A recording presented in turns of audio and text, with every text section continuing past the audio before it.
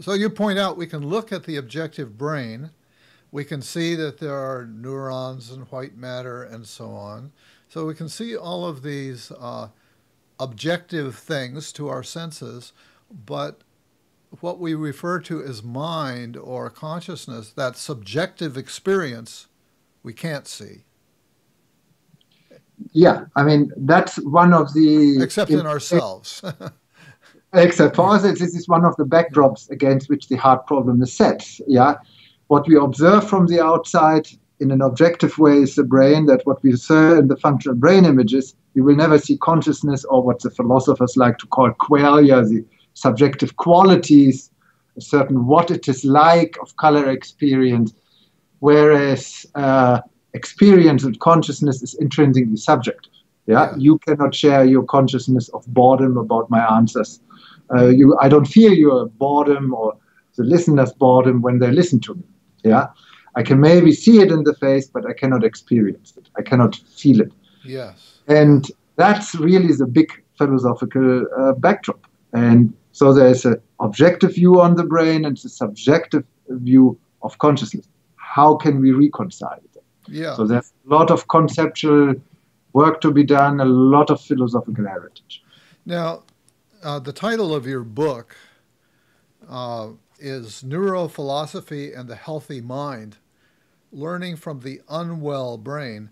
And what you propose there for your task is to look at broken brains, people who have neurological problems of one sort or another, and from that to deduce the various elements of consciousness, what's lost when there's brain damage. And in a way, that strikes me as an old approach, right? Isn't that?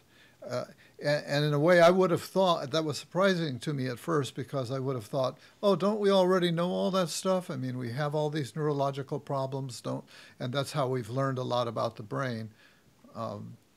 What causes you to feel that you can find out more through that approach? Of course, you're right. It's really that's the way neuroscience got off the ground at the beginning of the 20th century. And I start the book with that, with the Broca lesion, the language center in the brain. What we haven't really understood yet, and these are paradigmatic disorders of the mind, are psychotic disorders.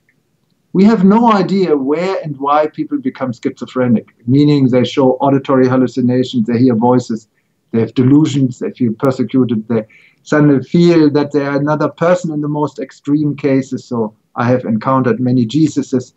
In China, actually, you encounter people who think they are Mao, the former president over there. Yeah, interesting. The kind of identity you take on is context dependent. So, and we have no idea. Depression, why you're seriously depressed, sad, you have to think, you have to take your own life on, you develop suicidal ideation.